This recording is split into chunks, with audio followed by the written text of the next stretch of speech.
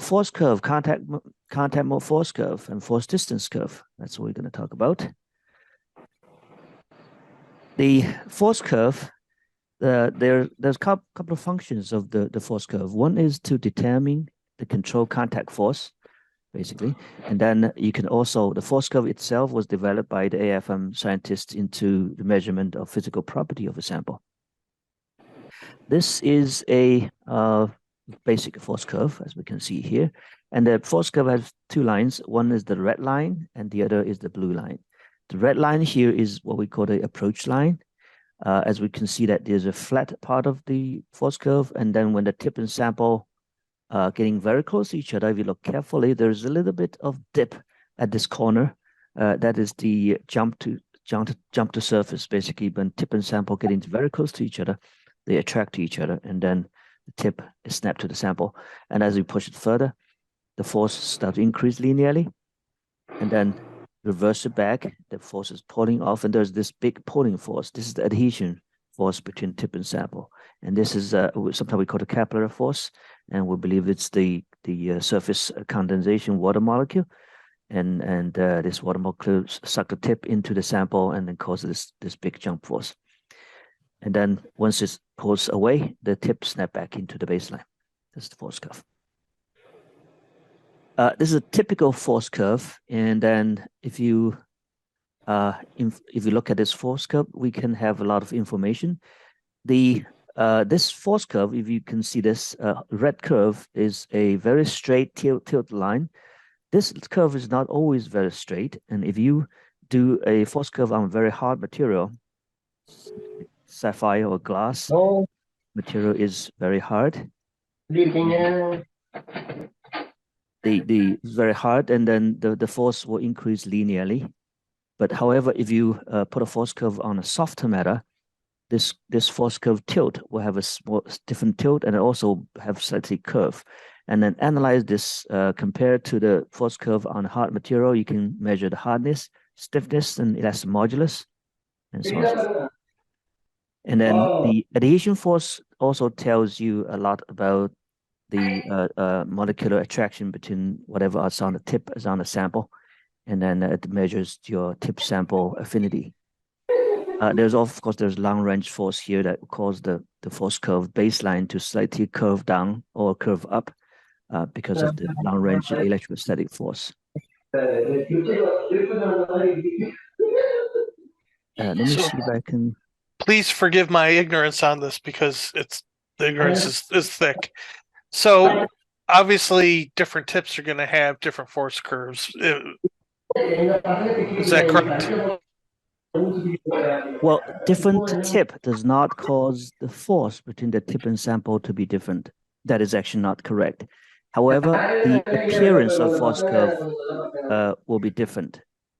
The reason is that the cantilever has a different parameters. For example, you have soft cantilevers, and which will bend a big deal when you have small force, or you have a stiff cantilever, it will bend a little when you apply force. Okay?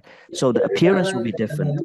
However, the force curve itself, if you go back to the original force, the force is the same between tip and sample. The very end of the tip, the sharpness, and also the tip surface chemistry will impact the force curve. That's what I was alluding to. Thank you. Let's see if I can unmute someone has a microphone is on. And if I can mute.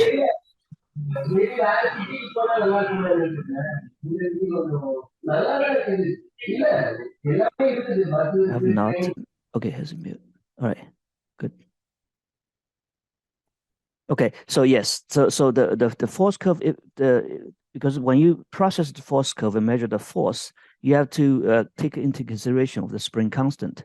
So when you take into consideration of spring constant, then the force curve should not depend on the cantilever. It should only depends on the tip and tip size or shape and tip chemistry. I see. Yeah. So for example, if you want to measure force curve that's measuring very small molecular force, and then use a very stiff cantilever, you still see the attractive force, but it was so tiny, small that it's very hard to analyze. So you have to choose a soft cantilever, so on and so forth. Okay. All right. This is the icon that's on the Pico view that turn on that force curve window, and then the window it looked like one on the right. And these are a couple of very key parameters here. Here, the green button on top, that's a start force curve, start button. When you click that, starts. And sweep, there's a 1 or maximum or any kind of numbers. When you click maximum, it will do force curve continuously non-stop. You do 1, you click 1, it do 1 force curve. You could also do a multiple force curve and show an average. And this is, for example, if you want to measure the stiffness across the entire area, and then you do run a bunch of them, and then you do an average. They'll actually calculate and average them. Below you have the the setup, and you have the duration. This says 1 second. And sometimes pay attention that if you do a start end to have a very large range, when you increase the range, when this rate or the speed does not change, the duration will increase. Sometimes you increase the range, and then if you don't pay attention, the duration turns into 8 seconds or 10 seconds, and you click start. It looks like nothing's happening. It is happening, basically, but the force curve is measured at very, very low speed, start end. Range here is you have to lift the tip and push it down. That's the start end. What means that if you have a larger range, the tip will lift very high and push down very low. And if you want to measure force curve in a very small, tiny molecular level, you have to reduce the start end. Click the fixed range will fix the spacing between the start end. So you change one, the other will also change. Here, limits. Limits is important to protect the sharpness of your tip if you do push into a hard sample. Maximum, normally you always should put a maximum here. It means that the deflection signal reach 5 volts, the tip will not push into the sample anymore, and it will start to lift back. So in other words, to limit the tip and sample force. So that's the basic parameters when you do force curve. So when you start a force curve, I mean, of course, you have to do an approach, and after the approach, you will see this green bar start to show up. This green bar is an indication that your high voltage is on, and this yellow line is where the current height or current Z level of your cantilever. Right now is minus 0.03 micron. So if you want to do force curve on that, your start and end will be around this range and not too far away from it. Normally, you should use somewhere in the middle because that will limit your output to high voltage signal, protect your piezo much better. So initial piezo position indicated by yellow line in the green indicator by position determined by the set point value. If you increase the set point, the scanner will push down a little bit. You will see this yellow line is going to slightly lower, and so on and so forth. By default, start at end value is relative to the start point of the sweep, minus 0.03 micron in this case. So the start and end is actually relative to this initial position. So position start value determines how far the piezo will move away, basically how far the piezo will lift. Here, in this case, lift 3 micron. Negative ends value means how far the piezo will push into the sample. In this case, negative, which means down 1 micron. Okay, so here, force versus distance spectroscopy, basically lift the tip up, push it down, lift up again, push it down. So the tip down surface feedback enabled. When you click start a spectroscopy cycle, piezo moves distance created in start. The piezo will lift the tip. And then the piezo move from the start to end the position means that it push it down, like this red line, push it down. And then it moves back on and go back to the original position. That's what the movement of this piezo is doing.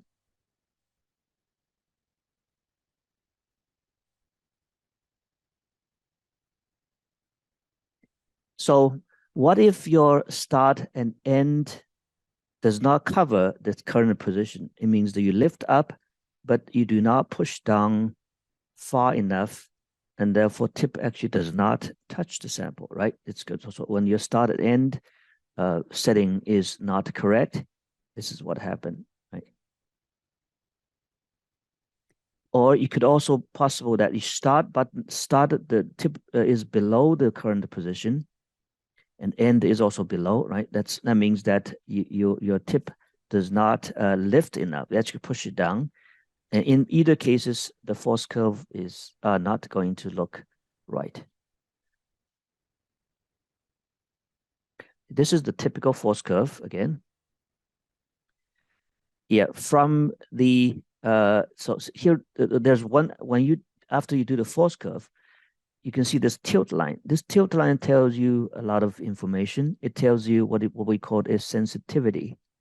It means that when you push the cantilever down into the sample, the reflective laser spot will be pushed up, and then the PSPD, the detector, will output a voltage signal. We should use a ruler to measure the tilt of this line, and therefore measure what we call the sensitivity of this particular cantilever. This measure of sensitivity needs to be performed every time you try to calibrate your scanner and calibrate your cantilever and perform a force curve.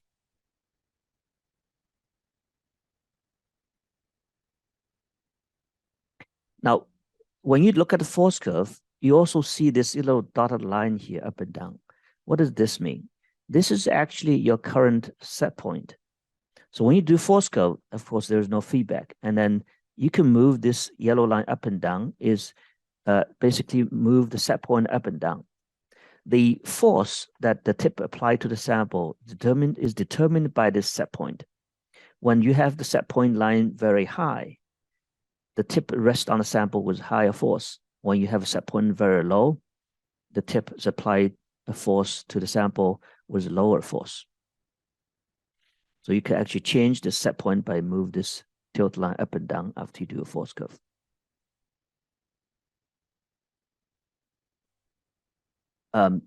Calibration deflection. So let's talk about the calibration itself. The first step, of course, you do a force curve with the tip contact on a hard surface. You have to do a hard surface because you want to measure the deflection as if the sample does not have any deformation. So you push the tip into the sample will not deform. So use a hard sample. And then therefore the Z movement of the scanner equal to the deflection of the cantilever. And that's step number one. Step number two, you put a ruler on the linear region of the red approach line. And then I think it's a right click on it. And then that way you can perform a calibration right here. So right click on it, and then you click the deflection sensitivity. When you do that, the window deflection sensitivity will be calculated here. And of course, you have to put the force constant here. That can be read on your cantilever supply box. The box should publish the sensitivity. And if you think that sensitivity is not accurate, there are softwares in some of the systems that you can use thermal noise method to calibrate this sensitivity. Okay. Otherwise, you should read what's published on the box.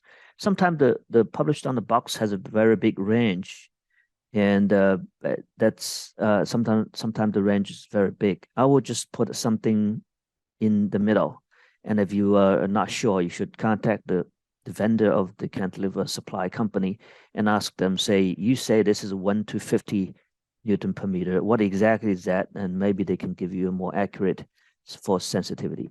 And once the force constant sensitivity is correct, you can calculate the force set point from voltage into actual force. Yeah, see here, once you have this calibrated, then you can actually change the force from voltage into nanometer into nanonewton. When you click voltage to nanonewton, this force is more represent force. Without the calibration, your force set point is just a voltage. There's many advanced modes of this force curve in PicoView software. Here, what is described, it's called a flex grid. Flex grid basically tells you that you're not just can do a force curve in the middle of this image. You could do a force curve on anywhere in this image by defined couple of grids, so a couple of points basically. You click this here button and then you click a couple of points. In this case, you have 1, 2, 3 points, and then you run this force curve, and then it will do 3 force curve in sequence. So first you acquire image and define spectroscopy parameter, set points locations, and acquire spectroscopy. This is used when you are trying to do force curve on particular, for example, particular molecule or particular area. There actually two force curve was performed on these 2 points. And there's another very useful way to do the force curve. It's called a volume. Volume means that it actually does not do force curve in just one, but at an array of it. And this array is defined by this grid. And this grid, in this case, is 4 by 4. You could do 8 by 8, 16 by 60, 32 by 32, or 64 by 64. But bear that in mind. The more force curve you do, the more time it takes to finish the entire force curve array. Here, that the force curve going forward, and you can see the multiple force curve is performed. This PicoView software also has a function we call a plugin. Here, there's a plugin button. Plugin allow the software to use with a third-party code, and this code is written with Python. And then the original PicoView software give you a basic maximum minimum, and then that's about it. It gives you raw data. How do you calculate it into the Young's modulus? How do you calculate the pulling force? There's a list of such Python required Python written codes. It's called the plugins. When these plugins were installed, that it actually can output modulus and stiffness, hardness, and many different things. And you can also change your Python code and allow the force curve to be interpreted in to extract different kind of values. So this is all taken care using the plugin, and those plugin codes can be modified, can be rewritten by yourself.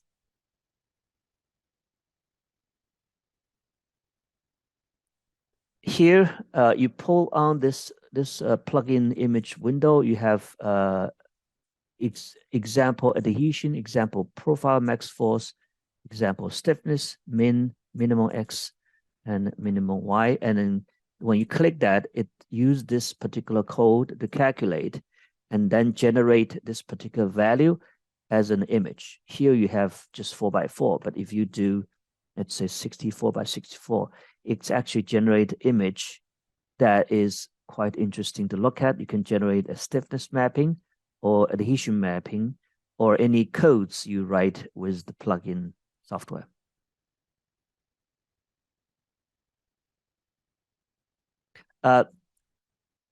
Here I want to talk a little about the open loop versus closed loop.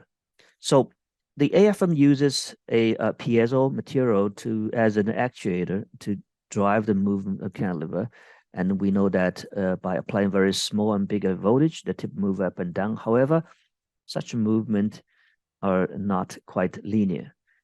It has a hysteresis.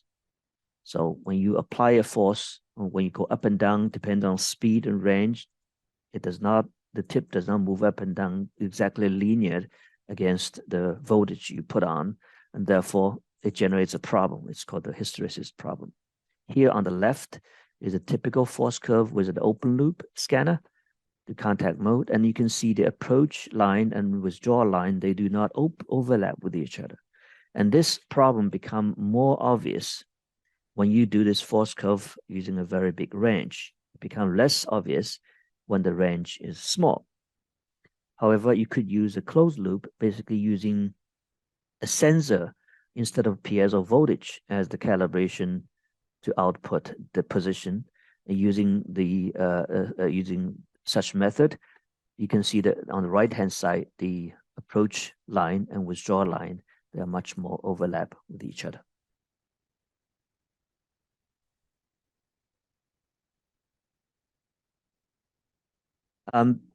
Here answer Brian's question, and does different cantilever give you different kind of force curve? The force curve itself is the same. However, the appearance will be different because of you use a different cantilever. Basically, a different cantilever is more sensitive or less sensitive to a particular force. The left image, we used a very soft cantilever. So you can see the red line has a very small curve. And that's because we use a soft cantilever indent a polycarbonate, which is a hard material compared to the soft cantilever. The overall force you apply to the sample is very small, and therefore it appeared to have very straight line. So in other words, it looked like the sample is very hard. And when you do pulling off, you can see this capillary force pulling is very big. That's because the soft cantilever is sensitive to force, and therefore even the same amount of force will appear to have a much bigger pulling. When you switch to a very stiff cantilever, in this case 40 Newton per meter AC cantilever, you can see these yellow and blue lines appear to have this soft curve.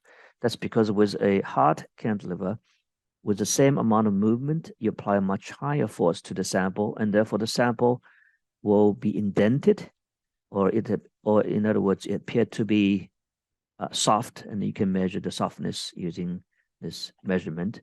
And when you're pulling off, the amount of capillary force is the same. However, because a stiff cantilever is less sensitive to this force, you can see this pulling force appear to be much, much smaller.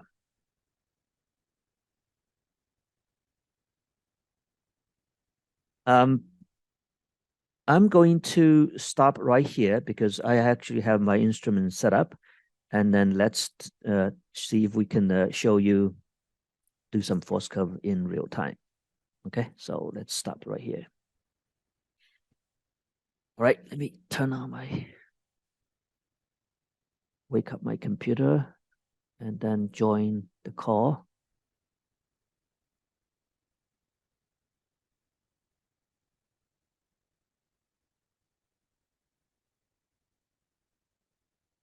And again, feel free to unmute yourself and ask questions. And as I'm operating the computer, feel free to chat with each other. Forgive me because I'm very unexperienced with this. Is it possible to do a simple mapping, or is it a matter of picking out individual spots on an image to get information from? But can you actually do a simple map? The answer is yes, and then it's called a volume, and then you can map out a lot of things. For example, the stiffness. Yes, and if I have time, I'm going to show you how to do that. Okay, thank you. In our case, I think just the specific points is enough, but I know our customer isn't going to understand why he can't get a pretty picture of it as easily as I can give him a few points in specific areas.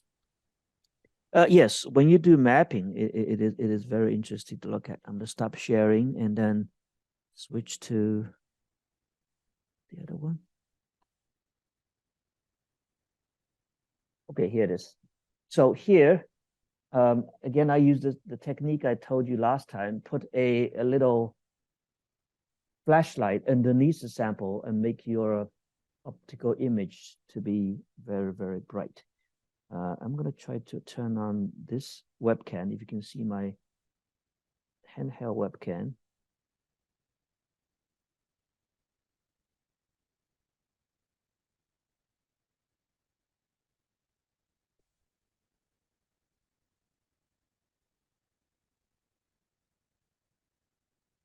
Okay, so I'm going to show you on my laptop webcam. And Brian, you did not see last time. Basically, I put a flashlight underneath the AFM. You can see that little flashlight and point up. At the same time, because my sample is a piece of glass, it's transparent. that greatly enhanced your optical microscope image quality. Nice. Yeah, just a puck light. This is just a Home Depot headlight, and you point it up, and therefore you can actually see the cantilever much better in good quality. Okay, let me turn this off. Now I'm going to move, I'm going to put a sample there and do a scan. Don't need to look at this anymore.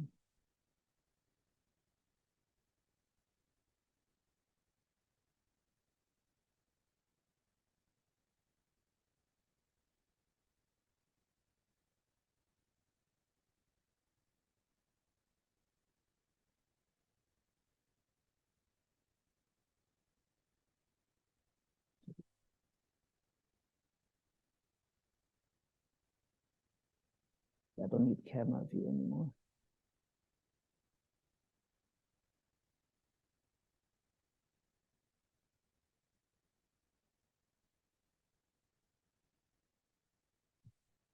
Where's my red dot? It's here. Okay.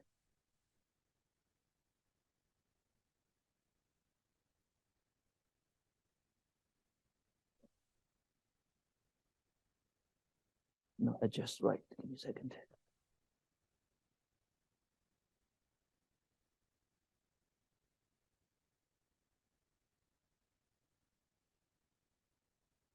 Adjusting the photo detector right now.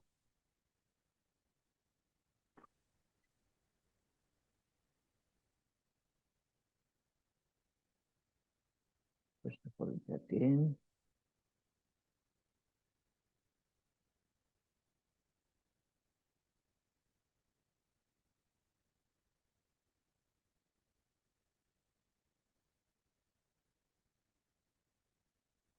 Just the photo detector, so signal, deflection signal is slightly negative. In this case, negative 1.9. That's good enough. Okay, I'm going to do a fast approach.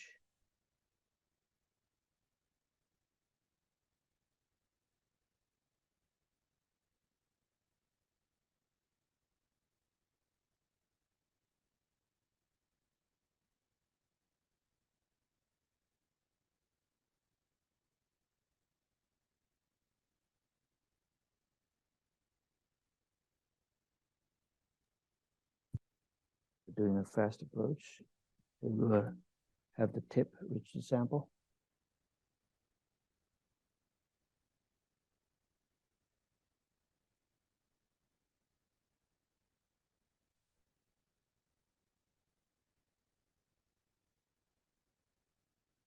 And this is the force curve icon right here. I'm doing it. So move this below.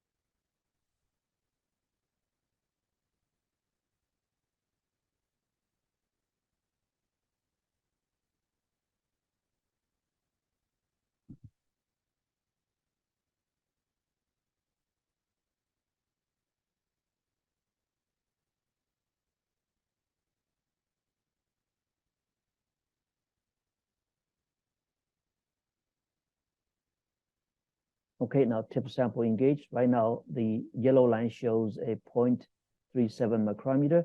Last time I talked about how to fine adjust this.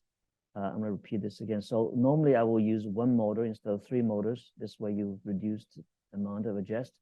Three motors, any one of these, I'm going to do right.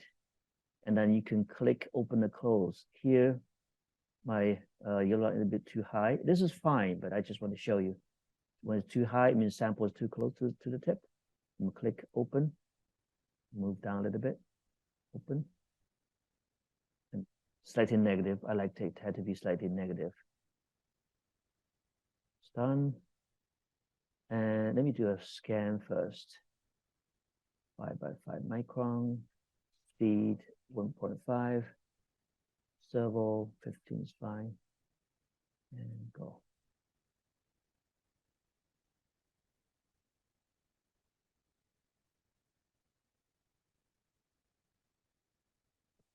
About 12, yeah, that's good. 1.5.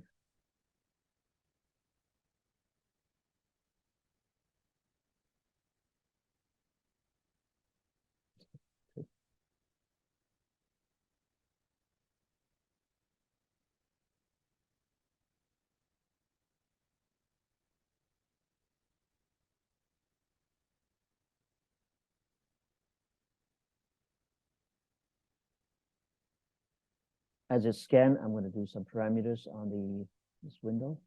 The start is going to be, let's do 2 micron, and end is minus, it's actually 1.6, so that it's actually limited by your scanner range. I can do 1.65 and minus 1 micron, that's good. And then give a maximum voltage of, let's do 4 volts.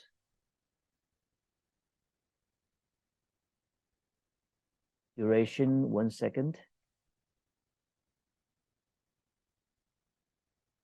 100 data points.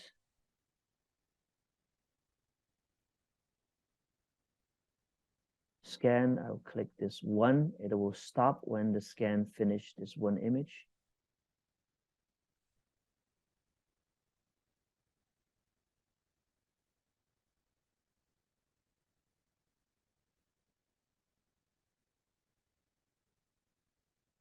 And as we're waiting, I'll show you this, the same window. You have a flex grid and volume.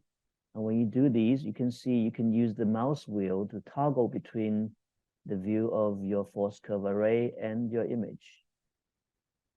So that's the tool we're going to use.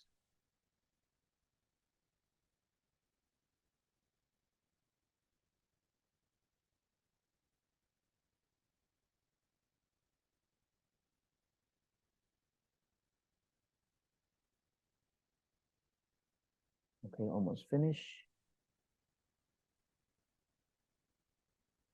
And now we have 1 image done. Go to basic, and then I already put the duration 1 second, 400 data points. Rate, I don't have to change. Start my plus 1.6 micron, typical left 1.6, and push down 1 micron. Maximum limit of 4 volts. 1 second, and I click go. And there's a force curve. This is a soft cantilever, and we recognize using a soft cantilever, you have a large amount of pulling force. Okay, so that's 1 for. Let's do a flex grid. Click the flex grid. Now, I would say, oh, this is interesting. I have a little bit whole dimple there and dimple here, and there's a line. I want to see what's happened there. Let's see, what is this? Add points. Okay, add points. I'm going to do here, and the one's knife. Let's do a few. 3 points. I want to do a bunch of force curve along this line. Okay, so now the program is finished, and I'm going to do go. So as you can see, it is doing force curve, and you can see the tip is moving around and doing force curve. These little points. This is when you interested in a particular area, and then you want to see how what's the physical property of this particular area. It's called flex grid. Now, one thing you pay attention to that is that you can see the approach line and the withdrawal line, they're quite parallel to each other. This is because we actually, 2 things. One is, I really like this scanner. This scanner is built very well, and then it is a piezo. It's open loop. It's not closed loop. It's open loop, but hysteresis is very small, almost neglectable. When you use we have 2 different types. With a small scanner and with a large scanner. Large scanner will have a much bigger difference in approach and withdrawal line. Small scanner, these two lines are very close to each other. Okay, so that's a flex grid. And then if you want to look at each individual force curve, you just click on that button, the force curve here will jump to that particular area. Okay, so now let's do a volume. Here, volume. You want to save? No, I don't want to save. And then we're going to do 8 by 8. So think about it.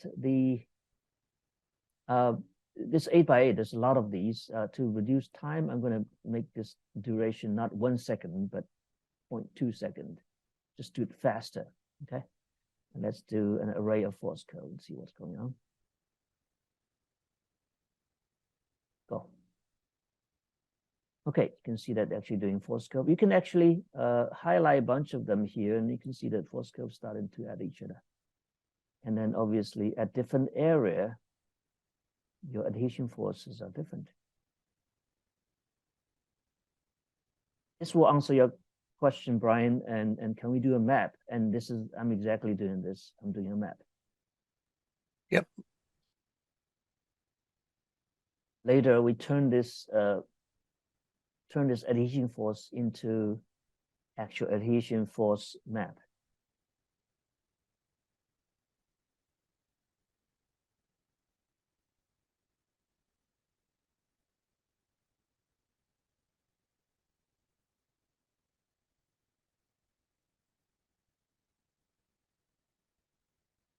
Okay, so now we have a bunch of force curve, and then in this window you have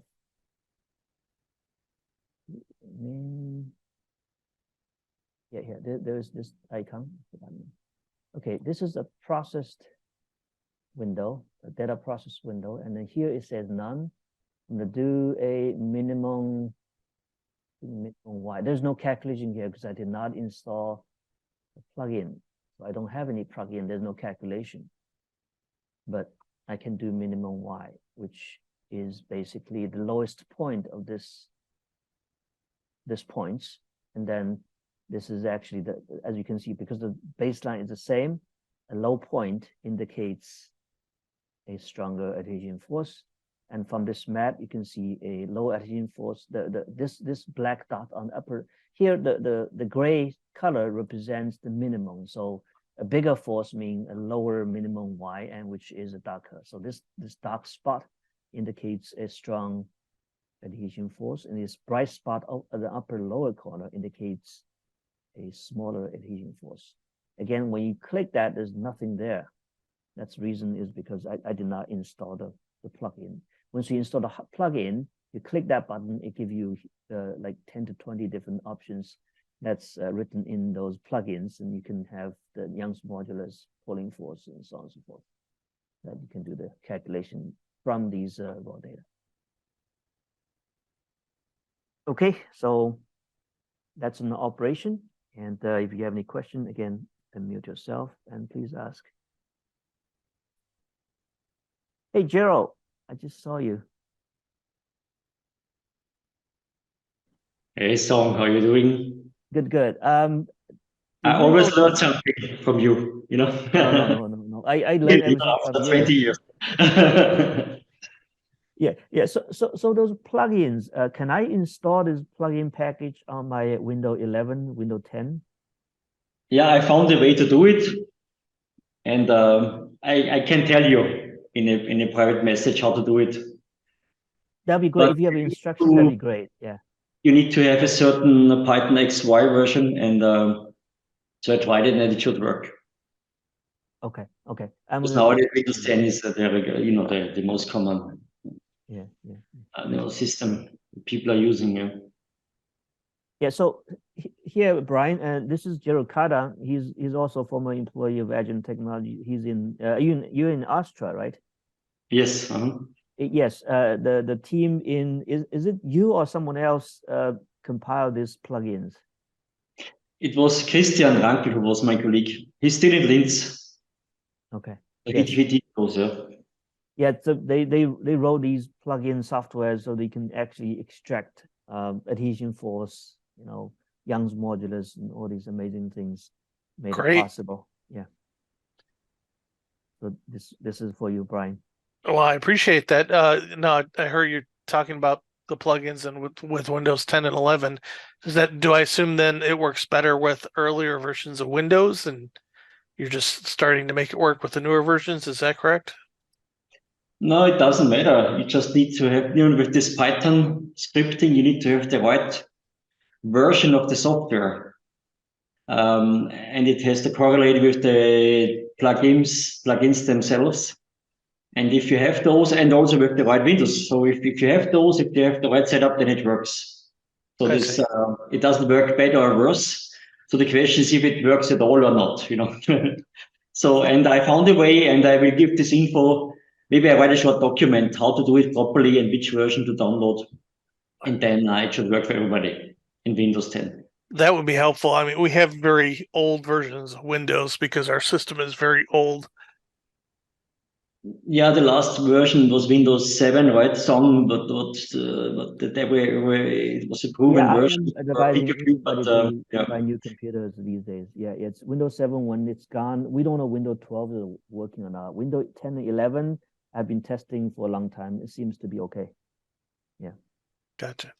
Yeah, the answer I think is that plugin code is the same, but because of these are written separately, and also it's not a commercial company, so we didn't intensively testing. So basically, it may have some bugs, and then I think Gerald, their team, they fix those bugs and tell us what need to be changed, and then you can install it on the Windows 10 or 11. This way, it's going to work with the new software and new operation system. Windows 10 for sure, 11 I'm not, but it should work even for sure in Windows 10. Yeah. Yes, that's the idea. Yeah, I'm going to try to install on my computer, and once I am good with it, and then you can do that your way. Yeah. Stop sharing, and if there's a lot of need, I'm going to continue to talk about force curve. There's literally, I can put together probably 5 lectures about nano-mechanical properties and so on and so forth. I'm going to come back. Song, make sure to disengage your high voltage. Oh.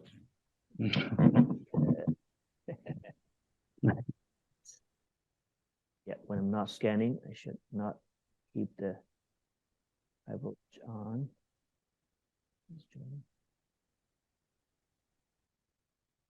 Steve, do you have time today to talk about a little bit about this approach hardware part? I've got to drop off here by 9 o'clock, so I don't know that 10 minutes would be enough to really cover much. Well, do the best you can. Let me turn the camera to, I can't see if it works that way. Oops, disconnected. Give me a second. Mm-hmm.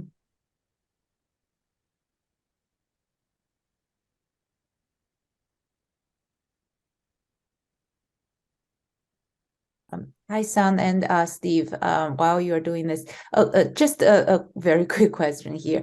When you talk about the high voltage, how high the voltage is applied? Are we talking about kilovolts? Are we talking about hundreds of volts or 10 volts? The voltage range of output of the controller can go from 220 volts to negative 220 volts DC. It's 200 volts. Yeah.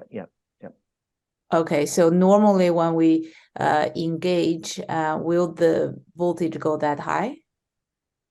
It's going to depend on varying things. For instance, I think at one point you were in one of the conversations where Song had demonstrated if the yellow bar in the green servo window goes to one of the extremes and turns red, that's applying 200 plus volts to one of your piezos. It also has a dependency on where your tip is located on the sample.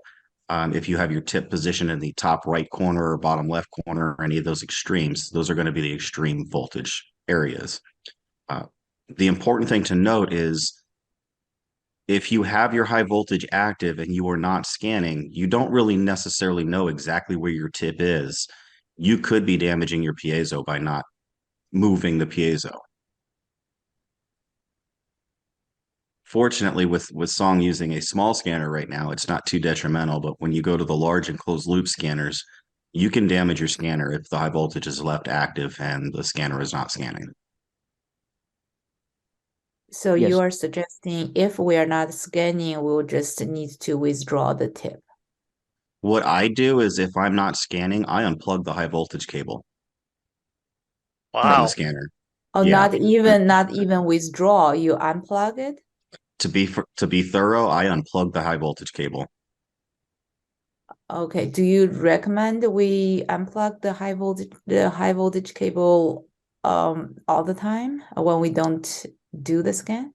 If you're not using your scanner, I absolutely 100% recommend unplug the high voltage scanner. Unplug the high voltage cable.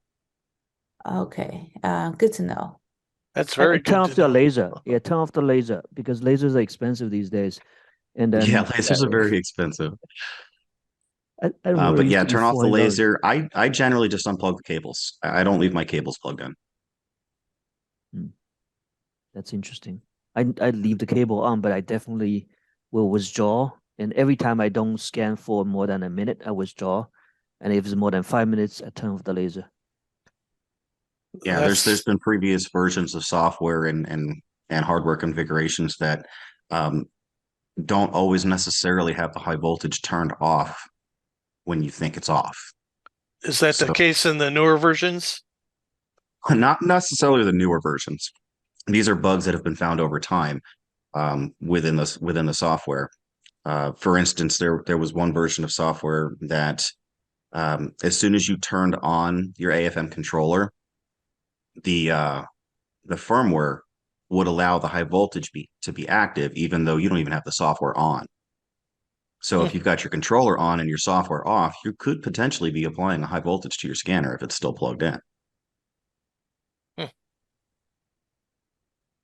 Yeah, Well, it's good to know since we're in the I don't know end of life aspect of Yeah, this instrument. you definitely want to take every precaution you can to protect that scanner because it is not a cheap fix. Um, the piezos themselves are polarized. They have a positive and a negative side to them. And what happens is if you leave high voltage applied to that polarized piezo for an extended period of time, it begins to lose its polarization. Yeah. Uh, That's only if the voltage being applied is against the polarization of the tube. If you do apply the voltage in the direction of the polarization, then you actually do start to slowly repole the piezo element. Correct. And yeah, And John, I know you're very familiar with this situation. Oh, look, I've designed these for many companies. It's yeah, Brian. So meet John Alexander. He's the chief engineer, electrical engineer of Agilent Time. He designed the electronics. I see. You meet a lot of good people today. Yeah. Well, to correct a little bit on that song, John fixed a lot of the design problems of the electronics. He found a Yeah. lot of problems from the earlier revisions of these units back in the molecular imaging days, and he fixed and resolved a lot of those issues. Yeah. yeah. The choice of using these commercial high voltage amplifiers always ends up all the manufacturers who use them, which is the easiest way to design a piezo driver. They end up having this issue where the software and or hardware has to be smart about how it applies the voltages. Otherwise, you do slowly depole the piezo. Some of the discrete ones they can use higher voltages, but unipolar, so they never reverse bias it. But who wants to have 800 volts sitting around on the connectors? It gets a little touchy, but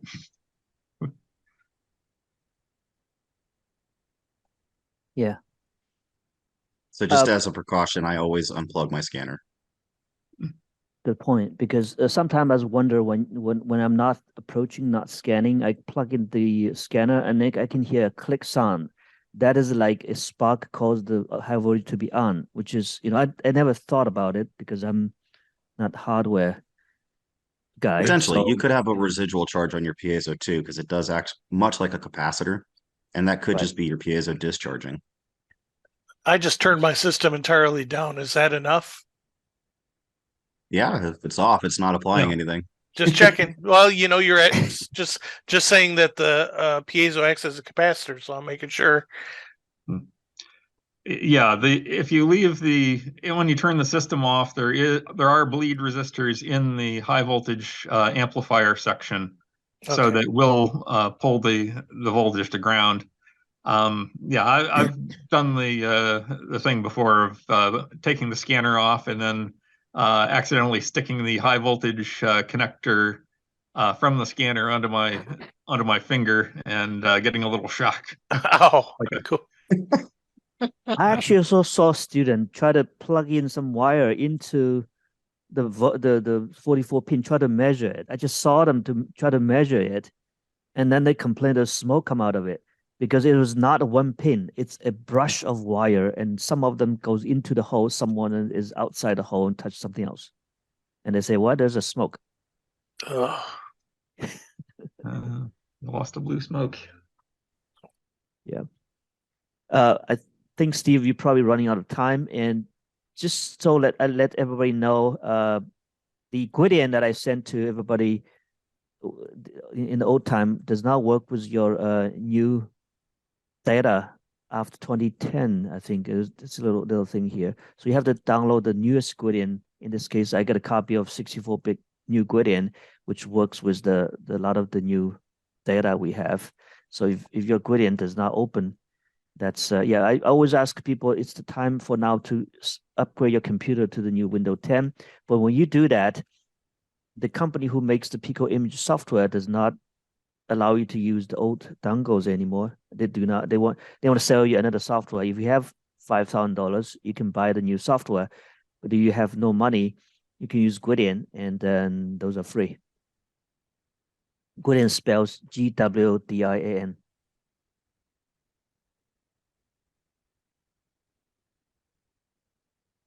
And this is the Gradient.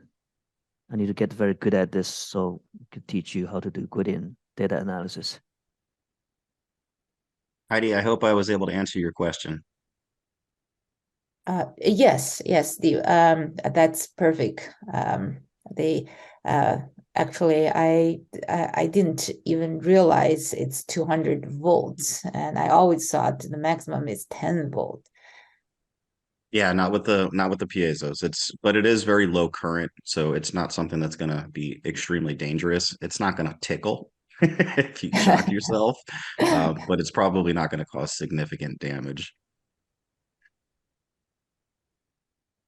Yes, it is current limited so that it's not lethal. But yeah, you'll notice it.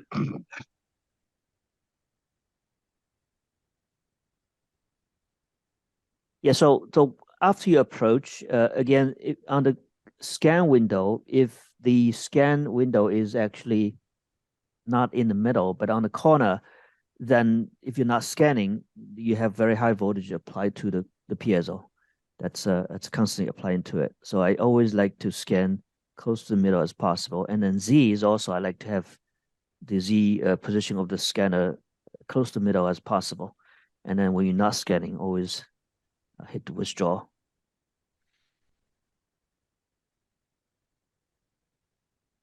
So if we're running out of questions, I'm going to stay here for a couple of minutes in case you have more questions. And otherwise, thank you for your time. And I was thinking about what should I talk about next week. We could continue this topic of nanomechanical property, or we could also cover how to use other softwares like Gradient to process your image, so you can upgrade your computer and not losing the ability to process your data.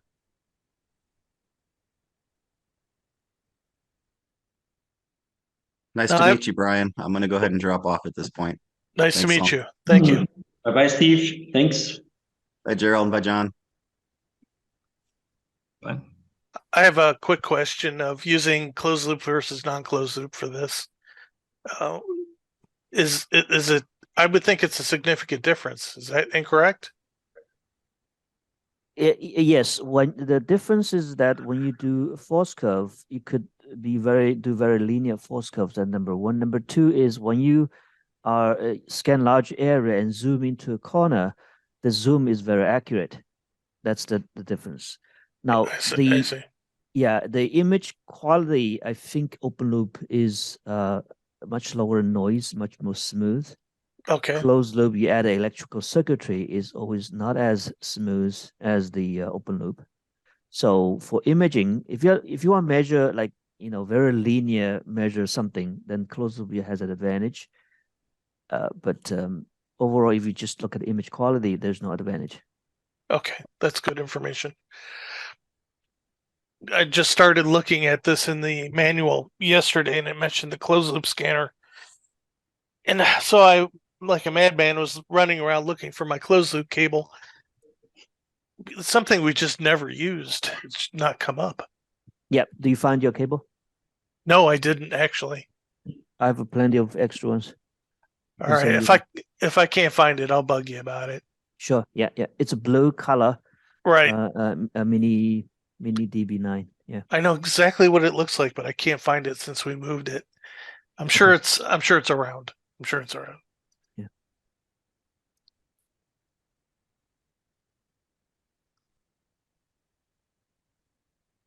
I'm going to stop the recording.